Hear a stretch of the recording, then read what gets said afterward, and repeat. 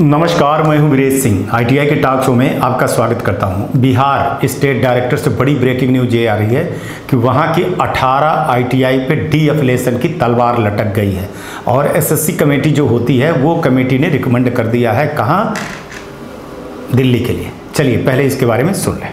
तो चलिए आप ये देख लीजिए कि 21 फरवरी को बड़ी कार्रवाई की गई है पटना बिहार के स्टेट डायरेक्टर ने, और 18 निजी आईटीआई को बंद करने का संयुक्त जो है तो जांच हुई थी। आरडीएसडी की टीम गई हुई थी और इन आईटीआई को देखा गया कि एनसीवीटी नॉर्म्स के अनुसार जो है तो अनुपालन नहीं हो रहा था। तो एसएससी कमेटी बैठी और तत्काल प्रभाव से इनके नामांकन पे मतलब माने अब 2025 में ये एडमिशन नहीं ले पाएंगे। तो ये चीज़ देखिएगा, अब ये सीट बेचेंगे, आईटीआई चलाएंगे लेकिन जो है तो ये एडमिशन अपने यहाँ लेंगे, दूसरी आईटीआई वालों को बेचेंगे। तो ये बहुत ध्यान में रखिएगा, इन आईटीआई की पोल पट्टी खोलना है और अगर कोई आईटीआई वाला इनको सीट देता है तो उस आईटीआई का भी नामांकन रद्द किया जाएगा। और आगे बताता हूं कि पटना की आईटीआई को कितने सरकार के नज़र पे हैं। 115 आईटीआई सरकार के नज़र पर हैं। तो ये देख लीजिए, पहला है मुजफ्फरनगर की, दूसरा भी मुजफ्फरनगर की है, तीसरा जो है तो एनएसआईटीआई है पटना की, एसएनवी फाउंडेशन है पटना की, और अमराह आईटीआई है, ये भी पटना की है, और ये चाणक्य आईटीआई ये भी जो है तो पटना की है, जगदम्बा जो है आईटीआई वैशाली की है, अल फलाह आईटीआई जो है तो वैशाली की है, संतोष आईटीआई जो है तो गया की है, अब्बू बकार आईटीआई जो है तो मधुबनी की है, ये पटना आईटीआई पटना की ही है, पंचमुखी आईटीआई जो है तो सिवान की है, और दानपुर प्राइवेट आईटीआई पटना की, एसएल राय प्राइवेट आईटीआई पटना की, और नैनो प्राइवेट आईटीआई पटना की, और ये रियाज आईटीआई वेस्ट चंपारण की, और सुखवारी देवी प्राइवेट आईटीआई पटना की, और ब्रिलियंट आईटीआई जो है तो पटना की है। इनको जो है तो 18 आईटीआई को तत्काल प्रभाव से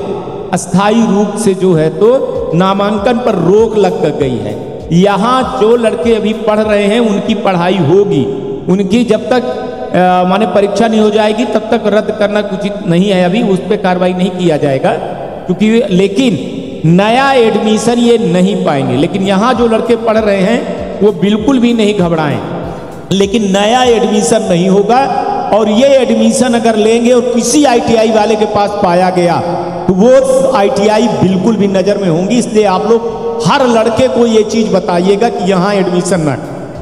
पटना की 115 आईटीआई इसलिए हैं कि वो एक पटना की कोचिंग सेंटर वाले को जिसकी जो कंपटीशन की तैयारी करवाता है और वो कहता है कि हमारे यहाँ से जो आईटीआई करेगा उसको जो है तो कंपटीशन एग्जाम फ्री रहेगा, वो सारी सरकार के नज़र पर आ गई है और वो सरकार को बदनाम करता रहता। वो विशेष एक जाति का है जिसमें वो पार्टी का वो सारी चीज़ें उसके ऊपर लगती रहती हैं और वो लड़कों को बेवकूफ़ बनाता रहता है। बहुत सारी चीज़ें ये है कि वो आईटीआई से सीट लेता है। तो जो आईटीआई से सीट ले रहा है भैया, उनके ऊपर अब बड़ी कार्रवाई की जाएगी और उनके यहाँ के पढ़ने वाले लड़कों को चूंकि 80% अटेंडेंस नहीं है तो उनकी ना तो वो परीक्षा दे पाएंगे और ना कुछ कर पाएंगे। तो जितना कंपटीशन एग्जाम की परीक्षा को तैयारी कर रहे हैं सब धराशायी हो जाएगा, क्योंकि आपने 80% आपके अटेंडेंस नहीं है।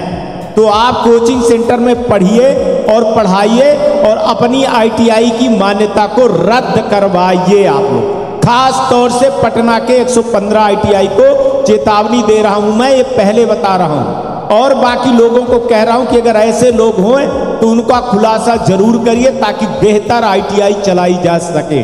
Back to studio. चलिए अब आपको समझ में आ गया होगा। एक चीज़ बता दूं कि पटना की जितनी भर आईटीआई है, खास तौर से पटना की आईटीआई जहाँ कोचिंग सेंटर चलती है, हमारी किसी से लड़ाई नहीं है, लेकिन एक चीज़ बता दूं कि शिकायत बड़ी तेज़ी से हुई है कि बहुत सारे ऐसी आईटीआई हैं जो कोचिंग सेंटर के भरोसे से चलती हैं। भाई साहब वो सब चीज़ें अच्छी हैं, लेकिन कोचिंग सेंटर वाला एडमिशन लेता है और वो 35,000 में लेता है, आईटीआई वाले को 28,000 25,000 देता है। बिल्कुल रसीद निकल करके आ गई है, लड़कों का वीडियो आ गया है, लड़कों का ऑडियो आ गया है, और जहाँ एडमिशन होता है वहाँ आ गया है। कहाँ एडमिशन कर रहे हैं वो पूरी फीस की लिस्ट भी निकल आई है, पूरी सारी चीज़ें हैं। मैं आप लोगों को इस चीज़ के लिए आगाह कर रहा हूँ, फिर आगे आप जानिए, ITI आपकी है, आप लोगों को जैसा करना है वैसा जाने। मैं बोल रहा हूँ कि अगर ऐसा करोगे तो आप लोग जाओगे। वैसे भी SID पोर्टल आ गया है, 100% आपको जो है तो अटेंडेंस देखना है, 80% लड़के को वहाँ पर देखना है, और अगर नहीं आई हुई है तो फिर दिक्कत तो खड़ी हो जाएगी। बायोमेट्रिक आपकी चल रही है, मशीन चल रही है, बायोमेट्रिक चल रही है, आप फर्जी बनाओगे तो होगा क्या कि जो अंगूठे करके आप फर्जी बना लोगे तो DGT क्या कर रही है, को अंगूठे के साथ में लड़के को ले करके फिल्टर के रूप में एक लड़के को ले आई ना, और वहाँ उसकी अंगूठे की गर्मी, मशीन की गर्मी के टेम्परेचर को नापने के लिए चीज़ें बना दी गई हैं। आप जितने ताले बना रहे हो, गवर्नमेंट उतनी चाबी बना रही है। उससे आप एक लड़के को पकड़ गए ना, 10 लड़कों का एक लड़के का थंबनेल में पकड़ गए ना तो निपट जाओगे। इसके आगे कुछ नहीं कह रहा हूँ। ITI आपकी है, पैसा आप कमा रहे हो, आप जानो, आपका काम है। मेरा काम है न्यूज़ दिखाना और आगाह करना, अवेयरनेस करना। आज तक के लिए इतना है, कल आएंगे तो फिर किसी नए मुद्दे पर बात करेंगे। तब तक आप लोग अपना ध्यान रखिए, आसपास सफाई रखिए, पानी की बचत करिए, गाड़ी धीरे चलाइए, हेलमेट पहनिए, 3 पौधे लगाइए, जैसा मन करे वैसा करिए, खुश रहिए। नमस्कार, जय हिंद, जय भारत।